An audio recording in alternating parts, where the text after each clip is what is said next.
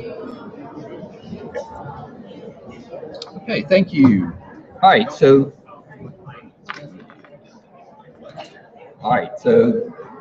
is this thing on?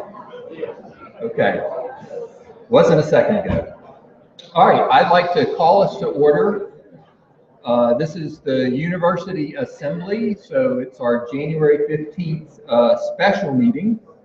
And the first item of business is to review the minutes. The minutes have been posted on the Faculty Senate site for quite some time now. So do I have a motion to approve? All right.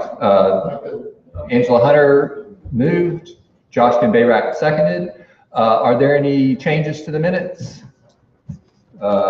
Any discussion? No discussion. All right. All in favor of approving the minutes as distributed signify by saying aye. Aye. Those opposed signify by saying nay. All right. The motion carries. The minutes have been passed. All right. So I want to welcome y'all back to another fun-filled semester. And I called this meeting today for a few reasons, and I just want to reassure everybody that I do not intend to make a practice of having spring assembly meetings to start the spring. This is a special meeting, and the main purpose for having this meeting is because we have several constitutional amendments, and the constitutional amendments require 2 consecutive assembly meeting votes. And I would like to get this done this semester rather than waiting until next year when I will have forgotten about all of this. And the other reason is over the summer, we want to work with the Board of Trustees to update the official board policy regarding our Constitution on the board websites. And so that's only a couple of decades overdue, but we'd like to try to close that out.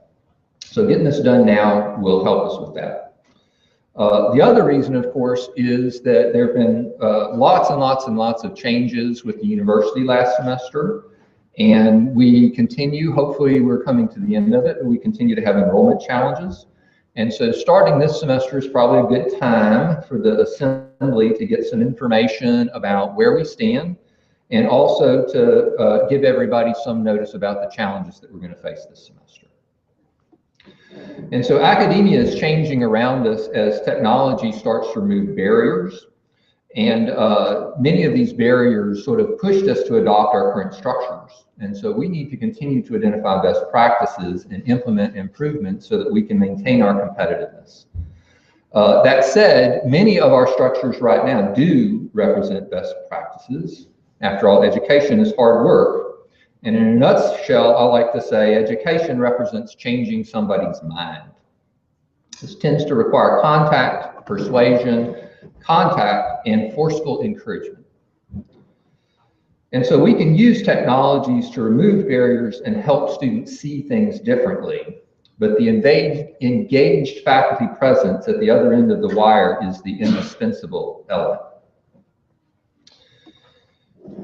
And to this point, I have to say, eVersity is here, and it's going to affect us. The president of the system wants it, the Board of Trustees wants it, the legislature wants it, and so we have to proceed cautiously and constructively. In December, the Faculty Senate passed a thoughtful recommendation. One headline in the Democrat Gazette resulted in the need for significant messaging after the fact. And in particular, we wrote a letter to the Board of Visitors and an op-ed in the Democrat Gazette to restore ULR's position as a relevant commenter on this initiative. And I want to thank the Senate Vice President for her contributions to those efforts that I had just mentioned. And Joanne co-wrote all those documents with me. And so I want to sincerely thank her for her good work on that effort. The future has possibilities and opportunities and challenges. eVersity is going to happen, and now ULR has an opportunity to influence how it happens if we choose to do so. I think this is going to be a historic semester at ULR, and I look forward to working with you to making it a rewarding one. And with those remarks, I'm going to go ahead and turn the podium over to our Provost, Sol Matoro. And before she gets up here, our tech guys are going to get her presentation up.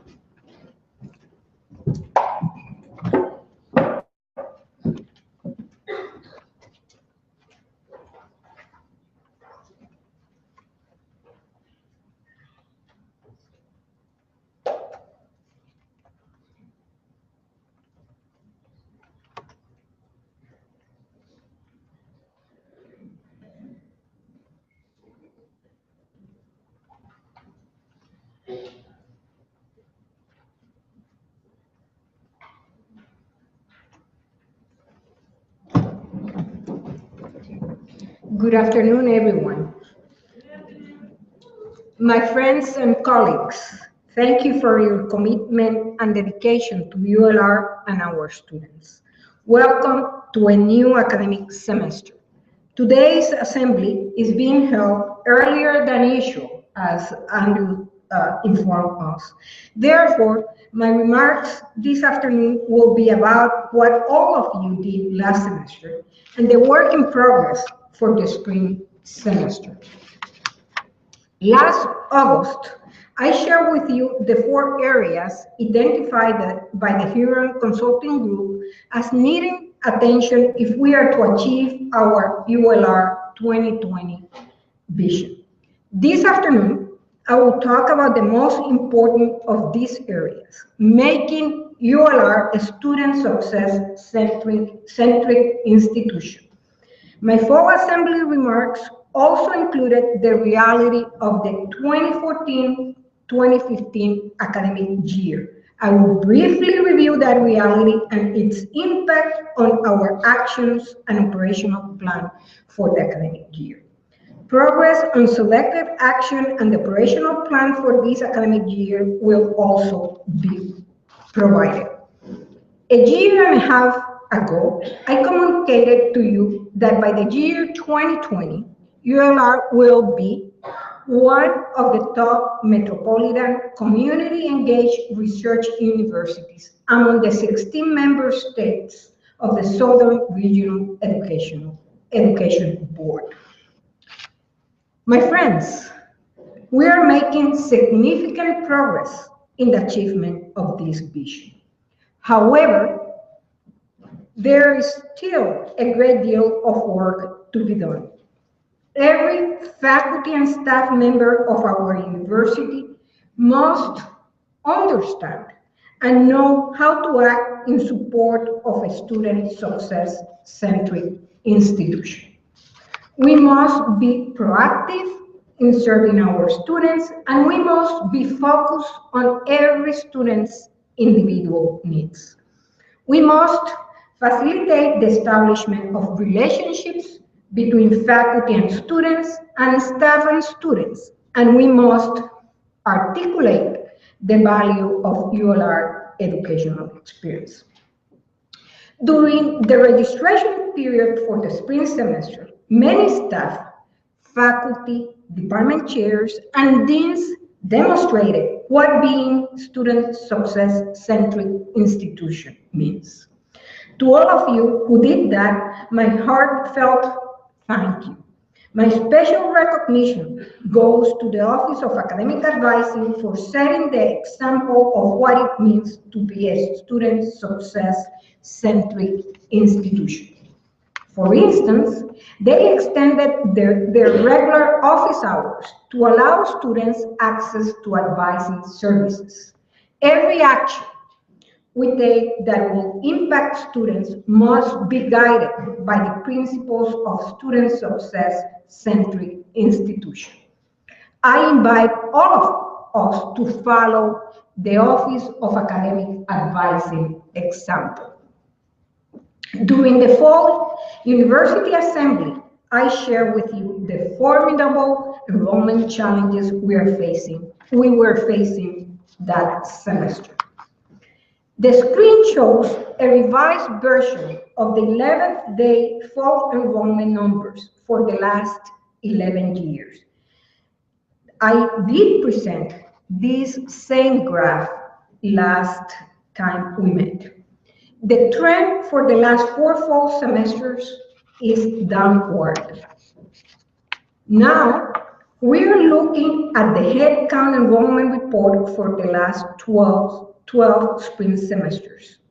Here, the trend for the headcount without concurrent for the last 5 semesters is down. However, if the concurrent enrollment is considered, then the downturn is only for the last 3 semesters.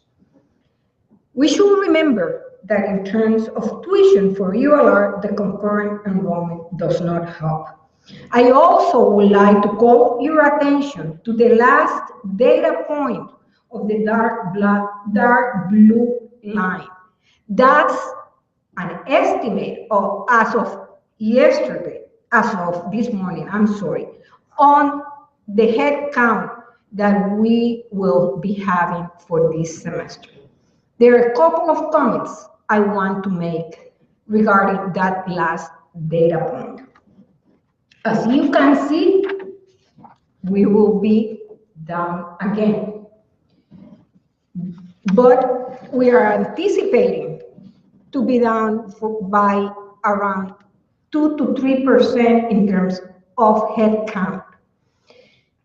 That will be impacted by the students who has not paid as of tomorrow afternoon. There is a difference in the process we are following this semester for registration versus last year.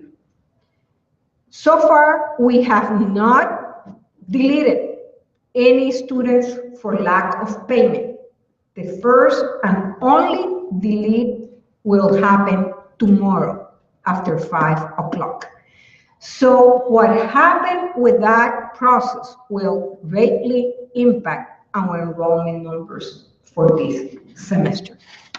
I know that there are a lot of people working hard, finance and administration, the bursar office, academic advising departments, in try to avoid a big number of students being dropped tomorrow. ULR budget is based on student semester credit hours. The chart on the screen shows a breakdown of the semester credit hours for the 2014 fall semester based on the 11th day enrollment.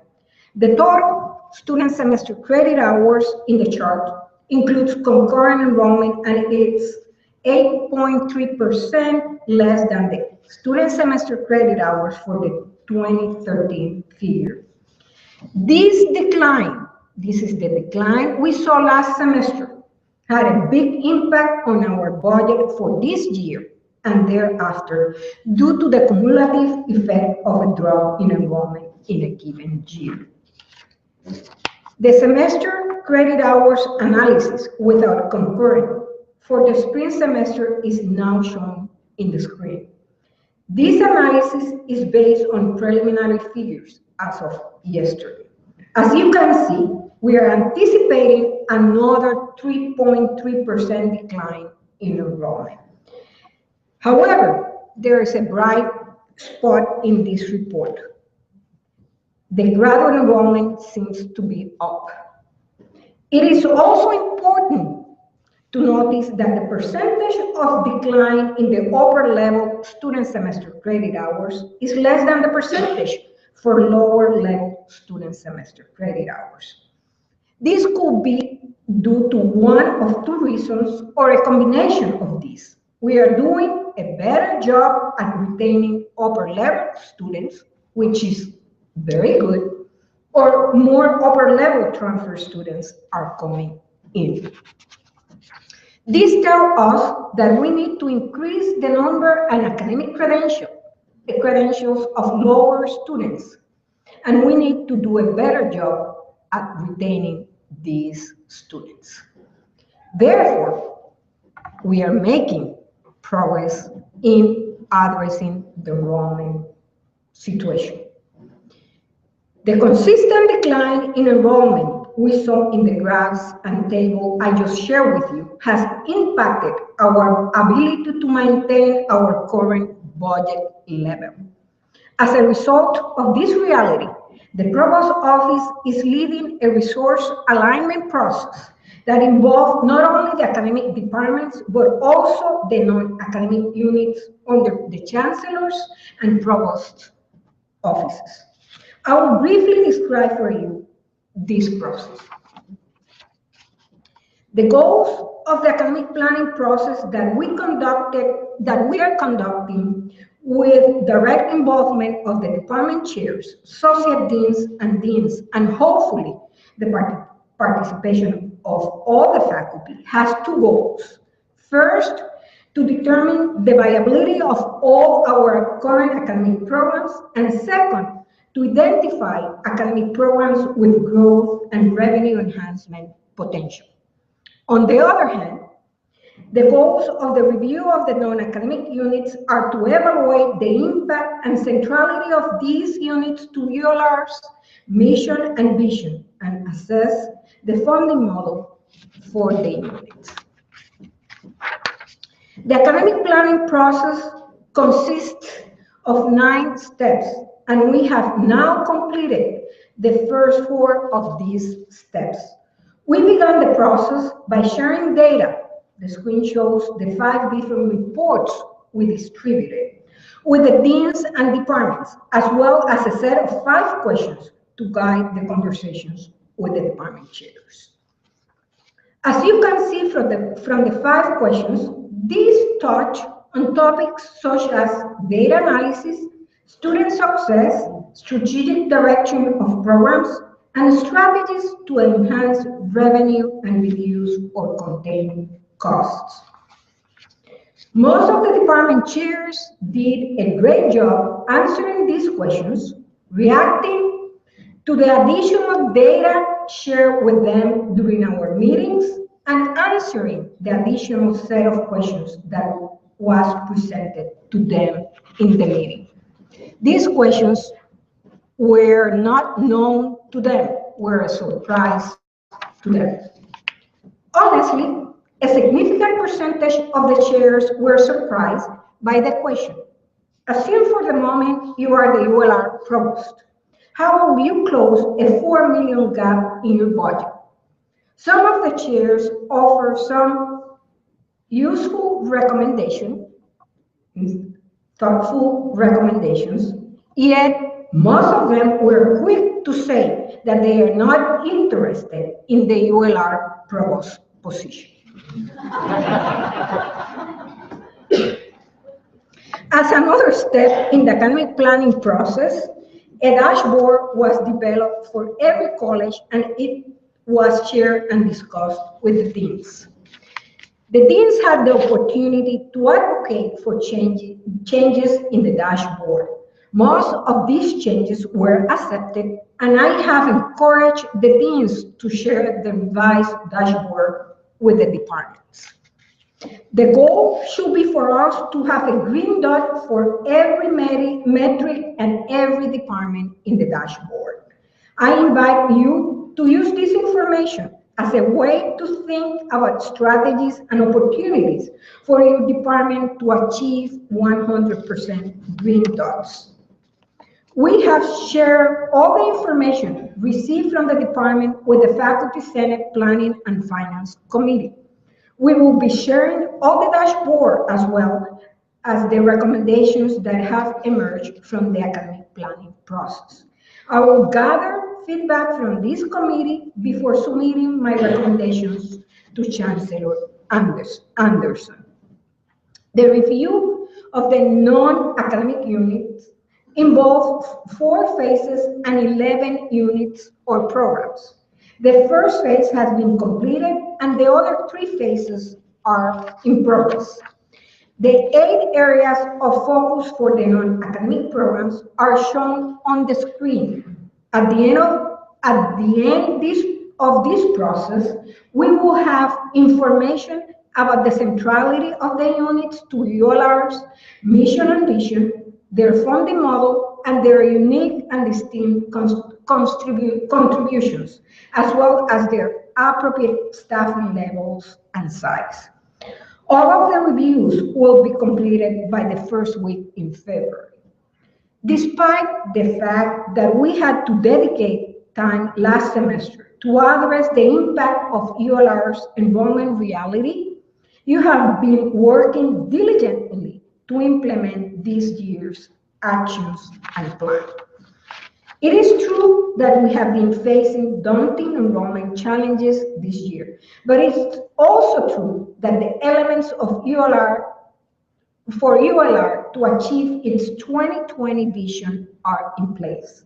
As you know, in order to accelerate the pace and close the gap that have been identified to achieve our mission, we put together a very aggressive operational plan for this year. The red arrows in the next 5 slides indicate that the action is complete or almost complete, while the yellow arrows identify work in progress. One aspect of our plan which requires attention in order to achieve the 2020 vision is the development of our people. I am happy to report that Academic and Student Affairs has been collaborating with the Chancellor Office in the planning of an Excellence in Service program. In fact, the team leading this initiative is being shared by Dr. Sherry Rankins Robertson and include 2 more faculty members, Alison Merrick and John Miller, and 6 other leaders representing all of ULR's division: Priscilla McChristian, Mitchell Court, Sarah Parrott, Dan Susler, Chandra Lovehall, and Amber Smith. They just returned from a professional development event and will be educating all of us to get this important program going. The national search for the Dean of the College of Engineering and Information Technology is well underway. In fact, I just approved this morning the 4 finalists for this position, and they will be visiting our campus in the near future. The search for the graduate dean will be closing on January the 19th, while the Vice Provost for Student Affairs search is open until January the 30th. The search for the Vice Provost for Research, Innovation, and Economic Development will be reopened in the next couple of weeks, following our visit with Judy Cohn, who came to ULR to advise us on innovation. The interviews for the internal search for the Associate Vice Chancellor for Student Success, Retention, and Online and Extended Learning has been completed. It is my plan to communicate to the university community the decision in this case sometime next week. A great deal of work has gone into the selection of vendors for a data warehouse that will be the backbone of our decision support system. All of the components of the decision support system have been identified, and it is our plan to purchase and implement a number of these components by the end of the academic year. These tools will be extremely helpful in our efforts aimed at student success and will enable us to generate reports needed for decision-making purposes by faculty, staff, and administration. Last semester, we held 3 open forums in which we cover any topics of interest to the audience. This semester, we will be having 1 open forum per month starting at the beginning of February. In this way, faculty and staff can share with me what is keeping you awake at night, and I can share with you what is keeping me busy. I will be remiss if I don't publicly recognize the work of department chairs, associate deans, and deans in streamlining the academic course offerings. This semester, we had a record drop in the number of minimum enrollment requests submitted to the Provost office. This is an excellent beginning for the implementation of strategies to contain cost. ULR has started offering an associate's degree in collaboration with Greenbrier High School, and we are in conversations with other schools to do the same. In the arena of online offerings, we have completed the market analysis for 15 academic programs. The academic leadership of the campus is working on the prioritization of these programs and the new programs that emerge from the academic planning process. The resulting priorities will guide the strategic investment in new online and face-to-face programs for the next few years. In the fall University Assembly, I told you that if ULR is going to be a student-centric institution, we need to forge strategic partnership between faculty and professionals in student affairs. I am delighted to inform you that we are making extraordinary progress in forging this partnership. Our students will be the main beneficiary of this accomplishment. The ULR enrollment strategy has been developed and includes 9 categories of students. The institution's recruitment efforts will focus on 3 priorities: graduate students, first-time, full-time freshmen, and transfer students. The majority of energy and resources for undergraduate student recruitment will be devoted to the recruitment of the first-time, full-time freshmen. Student success will be the theme for the next major ULR fundraising campaign. Student success will include need-based scholarship dollars and high-impact student learning experiences, like study abroad, undergraduate research, cooperative education, and community-based learning. Additionally, it will include the proposed learning commons in the Oppenheimer Library and transition to career initiatives. The inaugural ULR faculty fellow, Dr. John Miller, has been leading the conversations with the Alumni Association to implement a mentoring program for our students with the participation of ULR graduates, which will be able to launch the program for the fall 2015 semester. This initiative will contribute to differentiating our institution by graduating individuals who are leaders, innovators, and responsible citizens.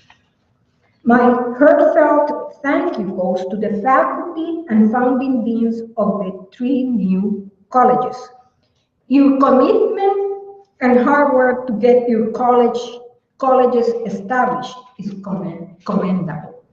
You are off to a very impressive start. You are using this once-in-a-lifetime opportunity to create a unique college that will not only make a difference in the life of our students, but also in the quality of life of the communities we serve. A big thank you is also due to the ULR Honors College Implementation Task Force and the Search Committee for the founding dean of the Honors College. We are moving forward with the recruitment of the first class of the college, which will be a class of transfer students for fall 2015. We are also conducting interviews of the 3 finalists for the dean position. The Honors College will be in place on July 1st, 2015. This semester, we are offering the first 2 classes at the ULR University Center, located on the UA Community College at Hope de Texarkana campus. An aggressive marketing campaign for the center will be launched this semester. In closing, I would like to reassure you that the progress in our journey to be a top metropolitan community-engaged research university among the 16 member states of the Southern Regional Education Board is real. We know that there is not a straight path to our final goal. There will be obstacles in our way, but we just need to adjust our path, make some changes. Some of you will say big changes. Continue our journey, and always remember what Leon McGiffin said. According to Darwin's Origin of Species, it is not the most intellectual of the species that survives. It is not the strongest that survive. But the species that survive is the one that is the best able to adapt and adjust to the changing environment in which it finds itself. I have no doubt that we can achieve our goal if we work together. I count on each and every one of you to help us get there. Thank you.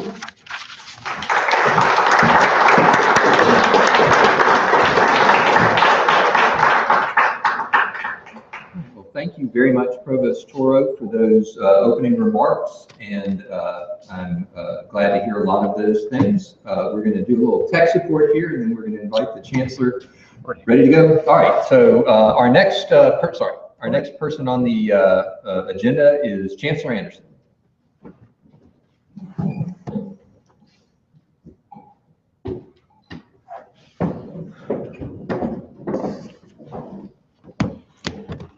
I think we can turn that way. Wouldn't that be better? No, I'm serious. I'm serious. Are you serious? I'm serious. Oh, okay. Are you sure? It's a distraction to me. I don't know about you. I can turn the video off. I mean, I can turn this screen. That's fine. Okay.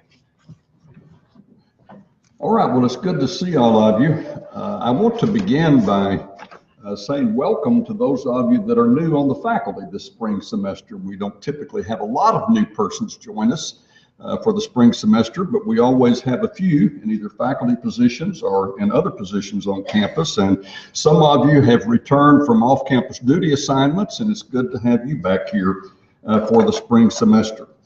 I want to begin by echoing the things that the Provost said in the way of thank you to people that last week really made, and this week too, really made a supreme effort to accommodate the challenges and the issues that have come along with registration and enrollment. And she mentioned that the Office of Academic Advising stayed open until 9 o'clock all evenings last week, and then they were open on Saturday from 10 until 4.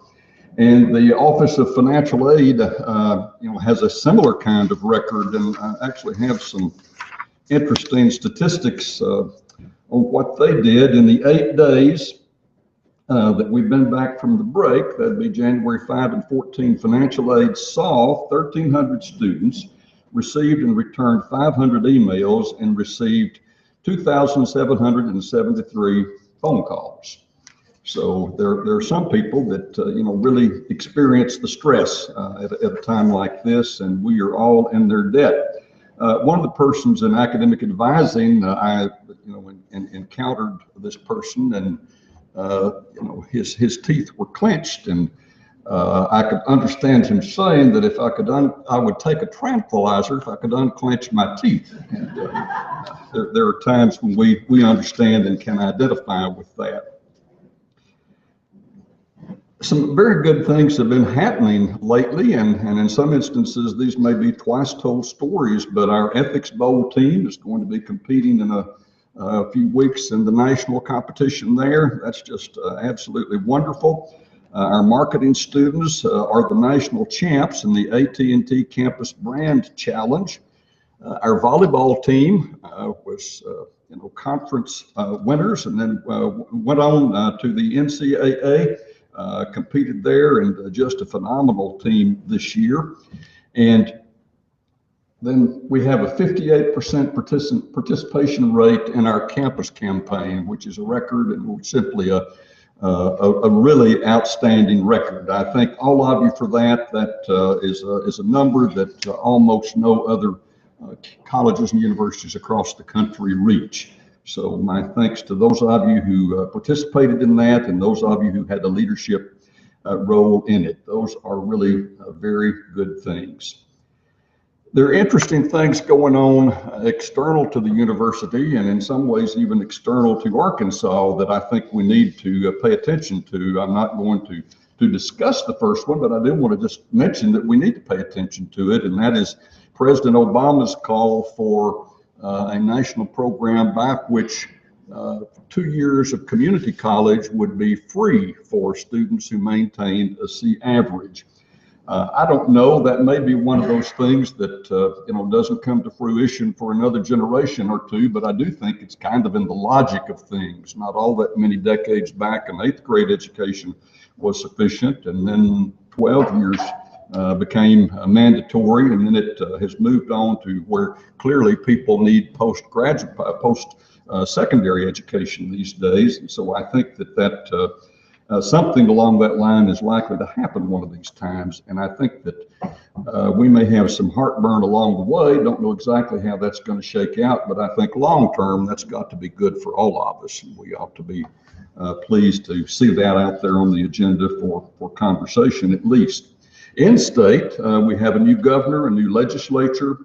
We're not going to have in the faculty senate two of our own. Won't be hearing from Jim Nichols or Ann Clemmer. They've been term limited out of the Arkansas legislature, but in any event, it's going to be a new legislature, a new governor, and all kinds of, no doubt, interesting challenges along the way. I'll certainly have more to say about that from time to time as we go through this semester. I'm just going to comment on a few things. I'm not going to make a formal speech today at all. I commend the provost for that very thorough report that she gave you, and I want to thank her for the very clear and systematic way in which she's leading through that process of reviewing all units. Lots of numbers have been collected and put together, and she would certainly tell you that the numbers by themselves don't make the decisions, but they are beginning points. They certainly are revealing and very helpful in informing the decisions that we have to make. And I can understand why most of the department chairs would respond that, when confronted with closing a $4 million budget gap, they weren't interested in being provost at UALR. But that is a big number, and it means that things are going to have to change. There are a number of things that we've been doing we're either not going to do or we're going to have to do differently. But I think that we have been for the last 2 or 3 years, and we'll continue to work through that in a sensitive way, in an informed way. And at the end of it, one of these years, we'll look back and we'll say that UALR emerged from that with the same heart and the same soul, but in a lot of ways it was different. It looked different. It felt different, and it's good. It's positions us for a very bright future for this university.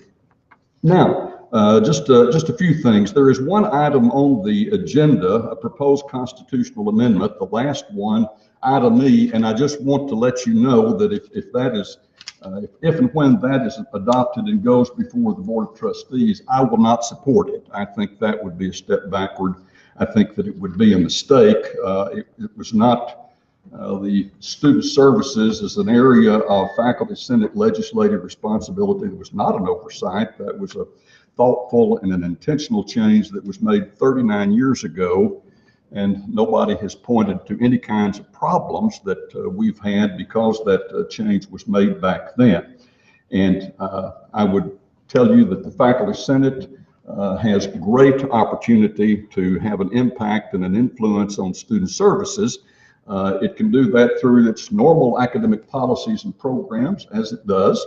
And it also, one of the things that sometimes is overlooked and underappreciated is that the Faculty Senate, as well as the University Assembly, is authorized by the Board of Trustees to comment, recommend, study, say whatever it wants to about anything at the university. And if you go back and look at the record through the years, often it's been those recommendations outside the academic area that have been most significant and have had the most impact. I'll mention one that came along a few years ago, and that I'm expecting we'll have maybe an addition to it this year or next year, and that is the smoking policy. The non-smoking policy on campus was recommended, and the administration accepted and implemented that. And I know that some of you are interested in extending our prohibition on smoking to include e-cigarettes, and if that came through the Faculty Senate or the Assembly, well, that is an example of something that would also be accepted and would be implemented. So I think it's very much an unnecessary step, and one that would not be helpful as we move into the future. There was a recommendation that came to me back earlier in the fall semester requesting the establishment of an all-faculty listserv. And we are very close to accomplishing that. There are a couple of different ways to do it, and some additional conversations will be taking place with the Faculty Senate leadership on how to do that. But in any event, that's one thing that there has been interest in.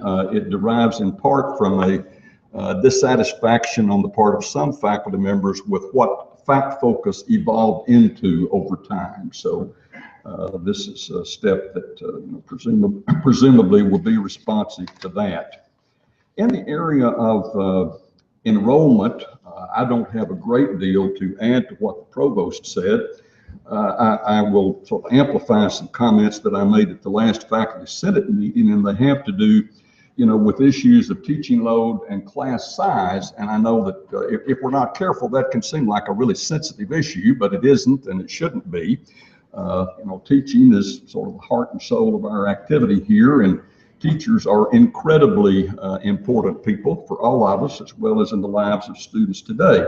And I think that it's instructive. I made the comment that over time, teaching loads here have declined, and it's not been in an intentional way. It was not planned. It was a result of things that were going on in terms of enrollment and the coming of Pulaski Tech and some other external developments. But I'll give you an example of what's happened, and where we have gotten is simply not sustainable, and our budget manifests that. In 1993-94, the average for the whole institution, both the disciplines that you would expect to have large classes and then those that you would expect to have small classes, the average section had 21.8 students. Today, the number is about 50% more. It's 14.7%. I always feel free to use political science as an example. If you're not a political scientist and I gave an example from your department, you probably would resent it. But political scientists, they don't have that option because I'm one of them. Well, in that same year, this is a shorter time frame between 2004, and 13-14, that 10-year period, the political science average class size fell from 23.1 to 16.8. And that, if you just look at it in percentage terms, that is a dramatic change, and it's not a change that is sustainable. So I would ask all of you to, be cooperative on that, work on that. There are, certainly rational ways to go about that, but we simply have to redeploy a fair amount of faculty time into the classroom, because that's the way we staunch the loss in terms of revenue. And I know a number of those activities are underway, but I just wanted to sort of try to put them in a larger context and suggest to you that they really are important. They really are essential. And it's not something that, in real short order, will change dramatically. But nonetheless, those are low numbers, even if you compare across the country. And we have to give those attention. And I think we've always had it as a point of pride. We've not always, I think, been completely true to it, but we've had it as a point of pride that our students had their classes taught by full-time faculty members. And I think that's been substantially true for most of our students, but in any event, we need to recommit to that. Beyond that, I think that that's probably all that I need to comment on and say anything about today. I do have good feelings about the way things, despite all of the stress and the tension that goes with all the change that is taking place. I think that by and large, certainly here and there may be isolated exceptions, but by and large, it's taking place in a thoughtful and a careful way. And I think that the outcome is going to be something that makes sense to everybody. That doesn't mean that there aren't going to be difficult times and difficult decisions ahead. But in any event, I think we're approaching them in the right way. And we'll come out the right way on the other side. So again, it's good to see all of you. Appreciate the wonderful work that you do as persons who work at a university. And we're beginning the spring semester, and I'll just make you a prediction that in the snap of a finger, we'll be over at Jack Stevens Center for commencement. And that'll be a good day too. Thank you.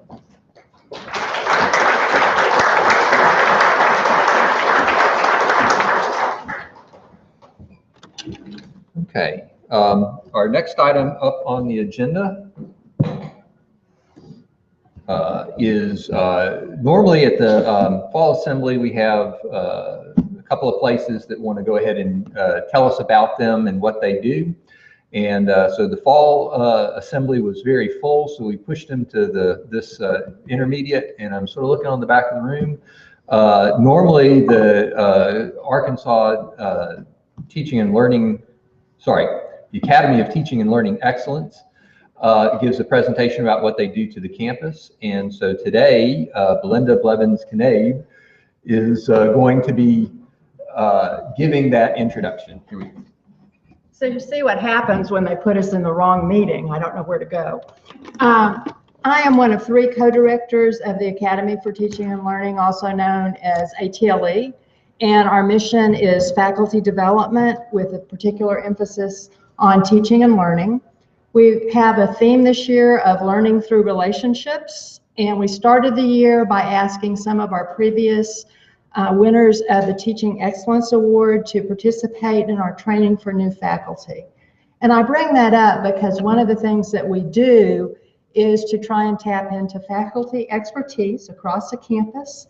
We have luncheons twice a month on the first Wednesday and third Thursday. The campus is invited to those. We do ask for an RSVP.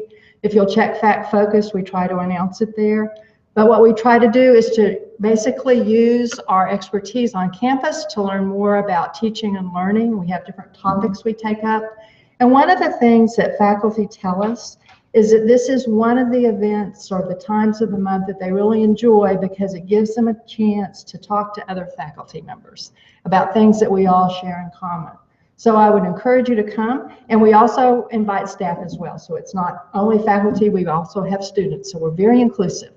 If you have any questions, I'd be happy to answer those. And also, if you have any ideas, maybe you have in the back of your head some thought about some topic that you wish we would address or some talk you would like to give, be sure and let us know.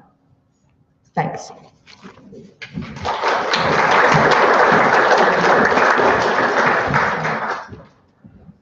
All righty, and so the next one up is going to have a PowerPoint presentation. And Lily Wachinski is the director of the Community Connection Center. And so the Community Connection Center is one of the initiatives that the Provost undertook and has started to get up and running. And so this is a very good time. They started, I believe, at the beginning of last semester, and now that they're at the point that they're actually ready to deploy some things. And Lily couldn't be here today, so today we're going to hear from Betsy Hart, who's going to speak about the Community Connection Center.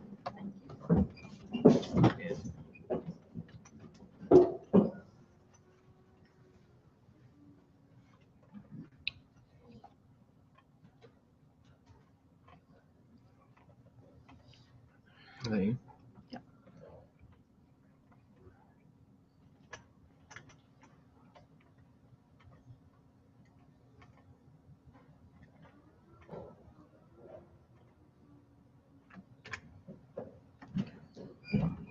All right, good afternoon, everybody. As Andrew said, Dr. Lily Wachinski sends her regrets today. She's at a conference in New Orleans, so she couldn't be here today, so I'm filling in for her. So let me see if I can, there we go. I'm gonna be real quick here because I know you'll have a lot of business to discuss later on. Gosh, it's hot up here with all these lights. I want to play just a quick game of Did You Know? I want to talk to you all a little bit about what's going on campus. We've carried out a survey here on our campus about kind of what's going on. We're really trying to find out what's going on in terms of engagement with the community all across the campus, and it's been a lot harder than you think to do that. But we did that, and we found almost 100 outreach and engagement projects. And so I can't begin to show you all of these, but I would like to tell you and celebrate a few of these and tell you about a few of these that are going on campus. The Chancellor already mentioned the Ethics Bowl. So you do know already about the Ethics Bowl, and I know there was a story about it recently. The Ethics Bowl encourages engagement in serious moral discourse and discusses cases drawn from current events in the areas of politics, environmental concerns, professional worries, and issues arising in the college classroom. So they're talking about some deep stuff. Each year, teams from colleges and universities across the country compete at regional bowls, and winners advance to the finals, where only one team is chosen as the winner. As many of you may have read, this year's team is heading to the national competition in California in February, so it's a really exciting time. In addition, you all may not know that UALR students work with local high school students in the area on the High School Ethics Bowl, which is held here on campus. And so that's bringing quite a few students, high school students onto campus, and encouraging recruitment of them to UALR. The next thing, wondering about whether you know about this, is our robotics program here on campus through EIT. It's called Boosting Engineering, Science, and Technology, or BEST. It's a national 6 weeks robotics competition held each fall, designed to help interested middle school and high school students in possible engineering careers. So the program brings hundreds of students to the campus of UALR and engages many UALR students and faculty as well. So again, we're engaging with community, bringing potential students onto campus.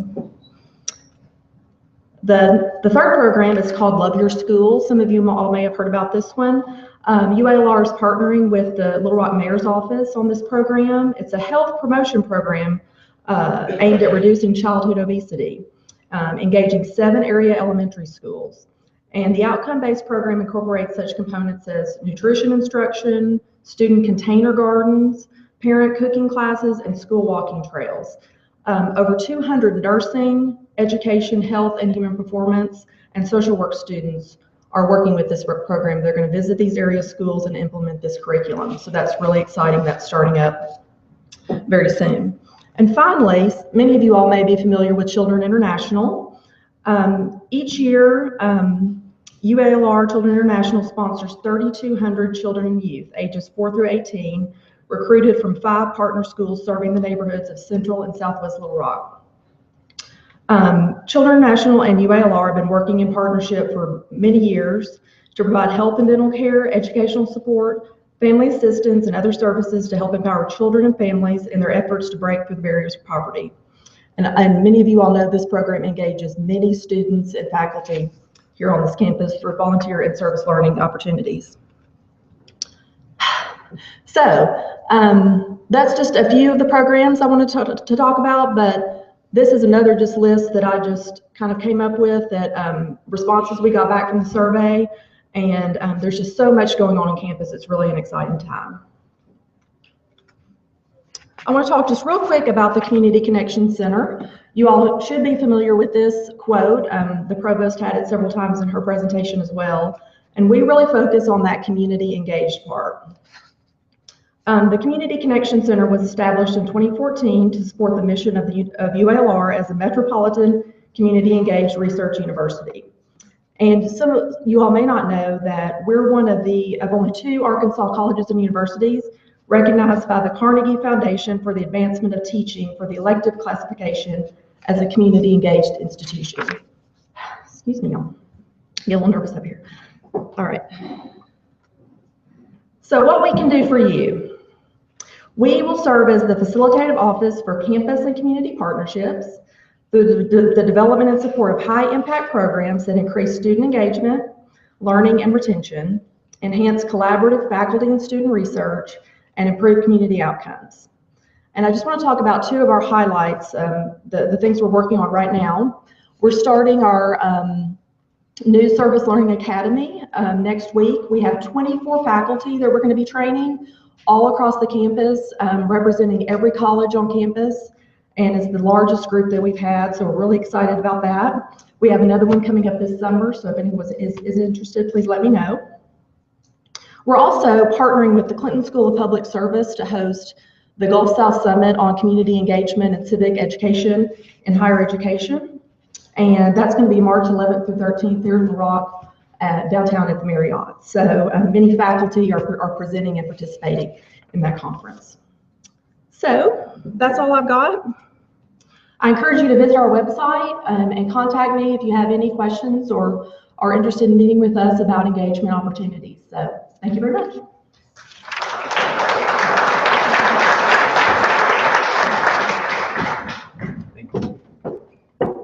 Well, I'd like to thank Betsy and we need to get the agenda up. I'd like to thank Betsy and Belinda for their introductions of their units. And that concludes the presentation portion of our agenda. Now we're going to move into the business portion of our agenda. And we don't necessarily in university assemblies do a whole bunch of business. A lot of that gets done in the faculty senate or the staff senate, but once in a while we have some things that we have to do. And in this case, we have to do some constitutional amendments. So the assembly still has the authority over approval of the constitutional amendments. And as I mentioned in my opening remarks, we have to do this at 2 consecutive meetings, have to get an affirmative vote at 2 consecutive meetings.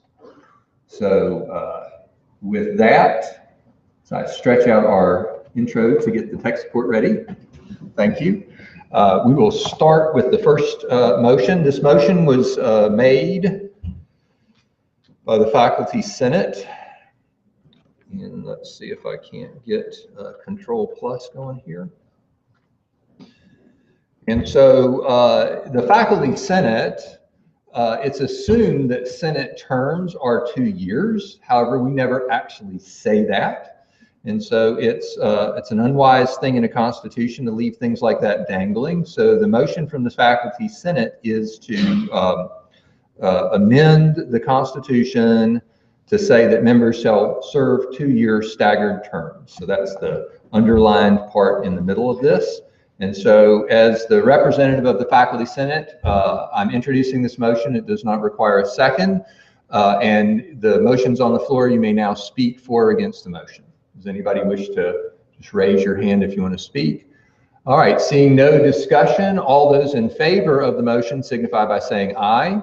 Aye. Those opposed signify by saying nay.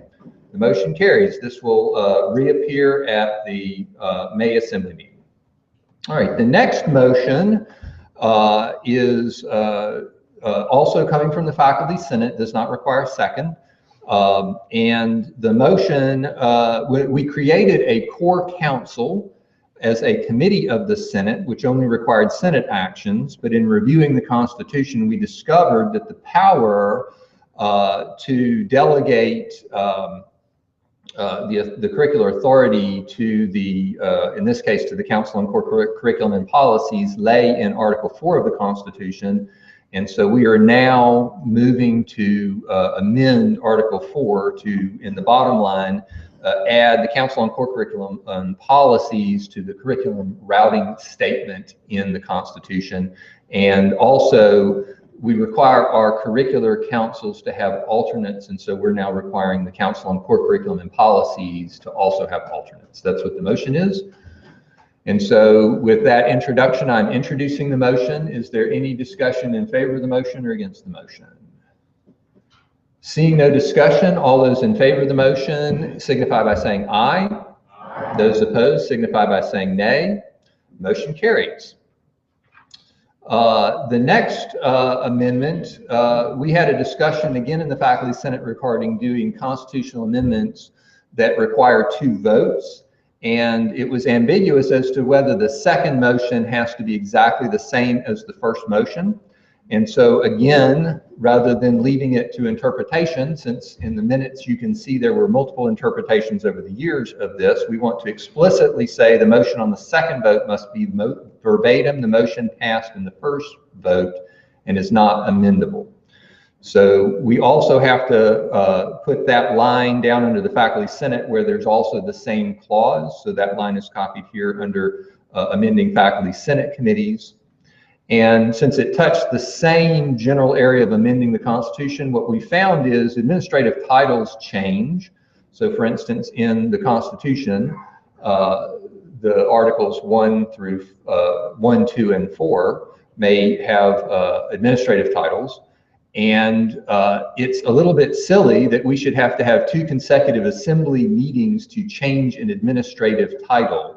So this clause will basically delegate the amendment authority for administrative titles anywhere in the Constitution to the Faculty Senate and allow them to take one vote on that. So there's two different amendment things being changed in this motion. Is there any discussion on this amendment? Seeing no discussion, all those in favor of the motion signify by saying aye. Aye. Those opposed signify by saying nay. The motion carries.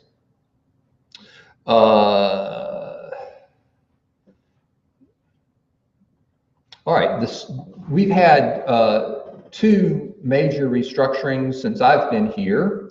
One, the creation of what would become the EIT College, and then just last semester we created 3 new colleges, and apportionment of senators comes from the college, and basically based on how the Constitution was specifically written, if the apportionment takes place every 2 years, so if you have a restructuring in between those 2 years, we had to sort of play it a little fast and loose to do a reapportionment, and we kind of made up the rules of reapportionment at the time.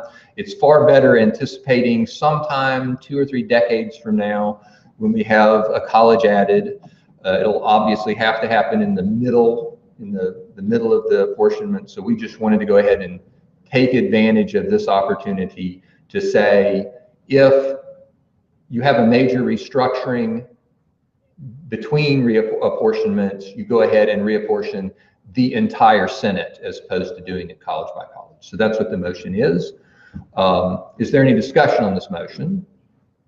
Hearing no discussion, all those in favor of the motion signify by saying aye. Aye. Those opposed signify by saying nay. The motion carries. All right, so now we get to the controversial motion on the agenda. And so I'll introduce this one.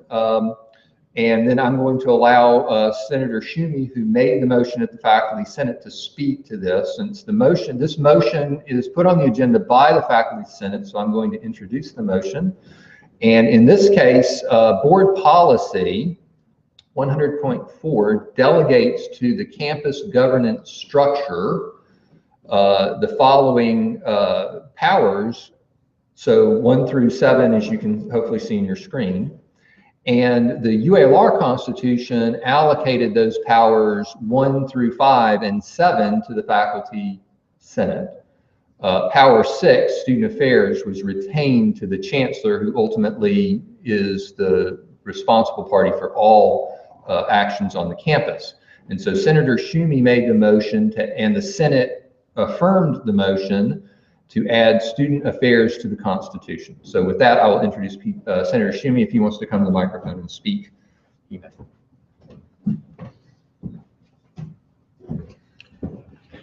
This, of course, is the one that the Chancellor indicated that he does not like. He keeps calling it Student Services instead of Student Affairs, which I think is part of the problem of why there may be some disagreement. Student Services, I think of the Registrar's Office, financial aid, a whole slew of other sort of offices that clearly we don't want to handle ourselves in the Faculty Senate. We want that to be the administrative side. He also indicated, and so Student Affairs refers more to those student affairs that are directly related to the academic side of things. He also indicated that the faculty had lots of opportunities and they were listened to by the administration. He gave the example of the smoking policy. But we are not always listened to by the administration. An example of that would be the IRB policy. The IRB policy was brought to the Faculty Senate. We were assured that it would be, and it was brought to us. And the Faculty Senate voted no on the policy. We had major objections to that policy. The end result was total silence from the administration. They went ahead and implemented the policy that they had presented. There was no discussions with the Faculty Senate or any of the leadership in terms of what are your concerns, how can we address these, what could be done in order to get approval of the Faculty Senate. We were simply ignored, and they went ahead and did what they wanted to do anyway. The Board of Trustees has created this list. Those are the legislative authority that they give to the faculty on all the campuses. Yes, it's true that for some reason it was not included in the original Constitution years ago. But by not putting it in the list, we give up authority that is actually ours. When they say legislative authority, we can propose legislation which then goes on to the Chancellor. He has the opportunity to veto it if he wants to. There's a whole process there if we can't reach agreement that could eventually end up in the Board of Trustees, though it's never gone off of our campus in the history of ULR. But action has to be taken by the administration on an issue if we create legislation. They cannot just ignore it and go on and do what they want to. So I think it is important for us to have this authority, and we should not just abandon it. We need to include this back in there. The Board of Trustees gave it to us. In truth, I don't see why there should be any controversy as to why we should not have it. After all, if the board thinks we should have it, it's reasonable for us to have our say in a legislative manner on this issue. Thank you. Does anybody else want to speak to this issue?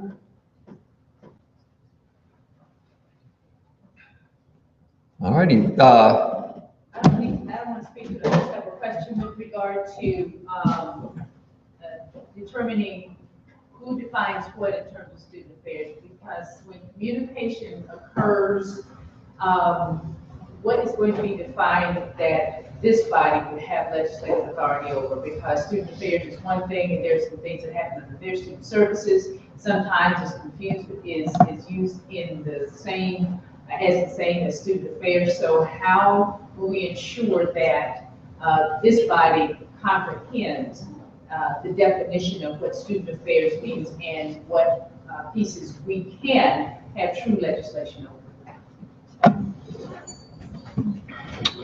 I think in normal circumstances that the Senate legislates, and if we legislate on something that's deemed outside of our legislative authority, the Chancellor will typically notify us that we've stepped outside of our legislative authority.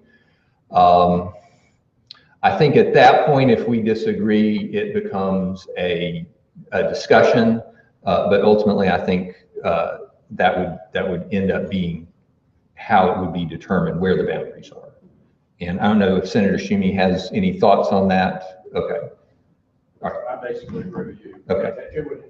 If there was any controversy, it would go into a discussion with the Chancellor. Wait, is that Joanne Matson back there? You want to speak? And if you want to, you can come up here and speak. Otherwise, you have to talk real loud. I'd like to speak against the motion. I think it's unnecessary. I think, as the previous statement brought up, I think there's a lack of clarity about what counts as student affairs versus student services. Pete actually said it's student affairs that pertains to academic affairs, and so therefore, I think anything that we really, as a Senate, want to take up, as long as it touches academic affairs, then I think it'll be fair game. And again, if there is some kind of dispute, it can be dealt with in the process that Andrew just outlined. I think the way that the Board of Trustees authority does not in fact say that the faculty senate has authority over that. It just says that some kind of body has authority over that. It doesn't, so it is not a matter of taking back what was mistakenly left out in our authority. And I think it's unnecessary. There is no problem currently going on that causes us to have this motion. Okay. I want to clarify a couple of those statements. Just the board policy delegates the 7 authorities to what's called the campus governance structure. And it's the structure is what's defined by the campus, and basically we consider our campus governance structure to be our constitution. So ultimately the powers are delegated to the chancellor, but then delegated from him through the Constitution to other bodies. And I'll get to you in a second. The second point that that she raised, which unfortunately I'll go ahead and I'll probably think of it by the time Senator Shimmy has finished his rebuttal. Actually, I'm going to correct Andrew too. Board policy 100.4 transfers authority to the various campuses as well as defining all the other administrative structures of the whole UA system. When it comes to the campuses, it splits authority. It transfers authority to the chancellor. There's a whole long section defining what authorities the chancellor has. And then there's another section that transfers it to the faculty governance organization, whatever. What was your term? You said the term, right? Campus governance. The campus governance structure. The campus governance structure. So there is authority directly transferred to the campus governance structure. It does not go through the chancellor. There's a split of authority that goes in two different directions. Curriculum being the big example of things that go into the campus governance structure. The key there is that they are given under that policy 100.4 a legislative authority. And that's important because it's only when you get legislative authority that you can force the discussion about issues. We've had this question about what would be student affairs, and the answer basically came back, well, if we put forward legislation, then if the chancellor objected to it and thought it did not belong there, that would trigger the discussion as to whether or not we had the authority and resolve the matter to be taken care of mutually between us. If you do not have legislative authority, then you can simply be ignored. That was the case with the IRB policy. We did not have legislative authority over the IRB policy. So we made a strong statement, the faculty senate voting no to that policy, and yet we were totally ignored. If we had had legislative authority over that area, then there would have been discussion. And then we would have had to work it out mutually between us. So it is important that we have legislative authority over this area. And it may trigger a discussion with the chancellor on how to divide this up and what we can do and what we can't do. But that discussion does not even have to take place if we do not have legislative authority. So the board has given the campus, on our campus, that's the University Assembly and everything under the Constitution, has given the authority to that body. And so, do we typically run into problems?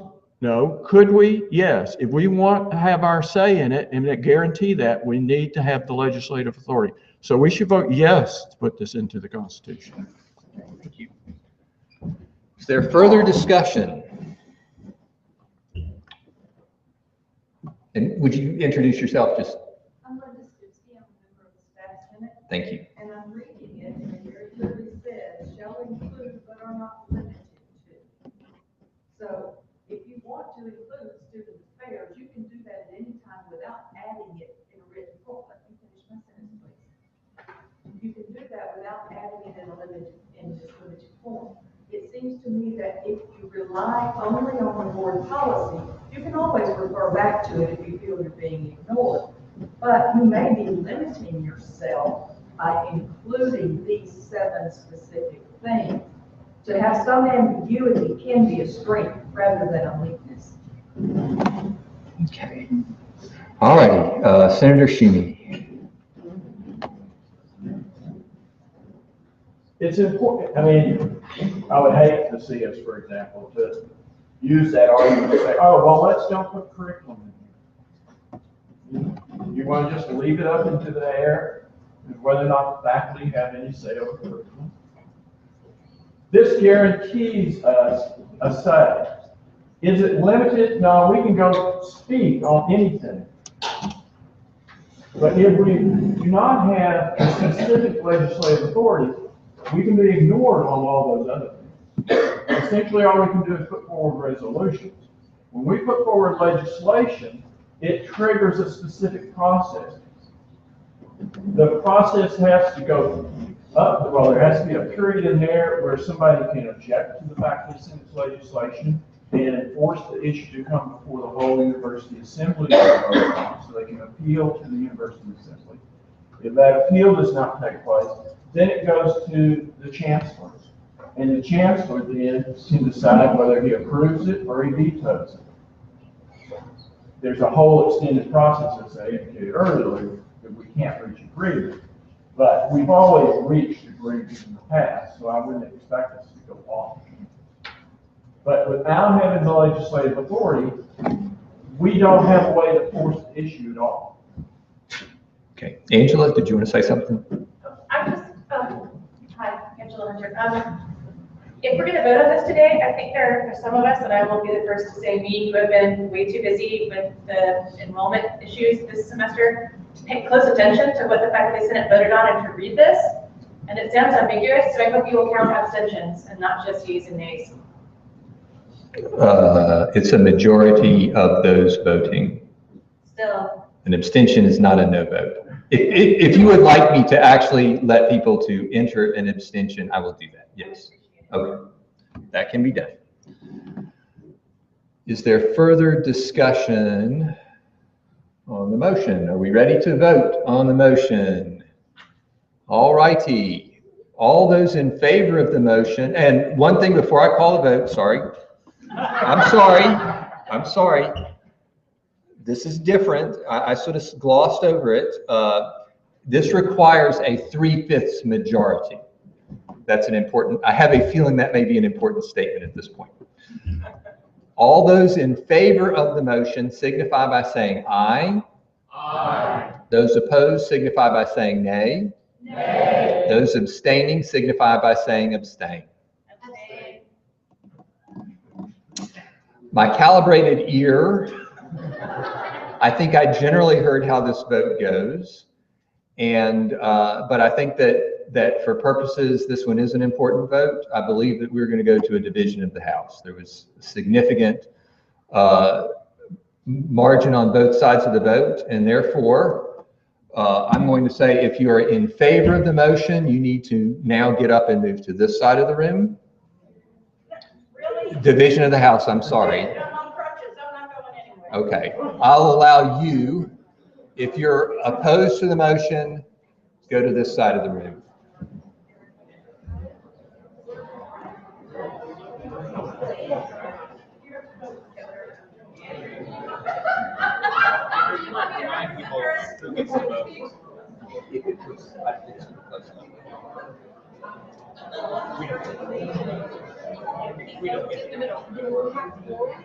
What? Don't even, it's going to be. Don't call the quorum, please. I am.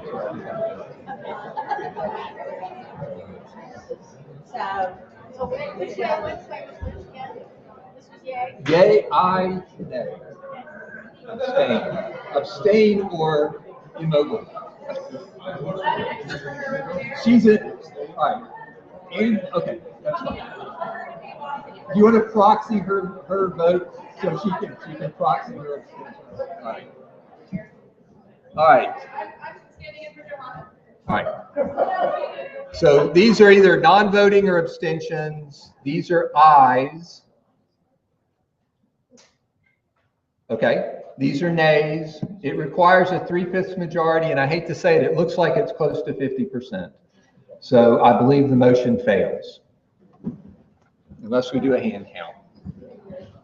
What do you think? Yeah, this looks close to 50-50, I'm sorry. All right, the motion fails. We are now on to open forum. You don't have to continue staying on your side of the room. Some of y'all were probably afraid that I was going to say, okay, clear the chairs out of the center and now battle it out. All right, we're on to open forum. If anybody wants to speak to any issue in front of the assembly, now is the time to do it. All right, do I have a motion to adjourn? Okay, we are adjourned. Leave this to you.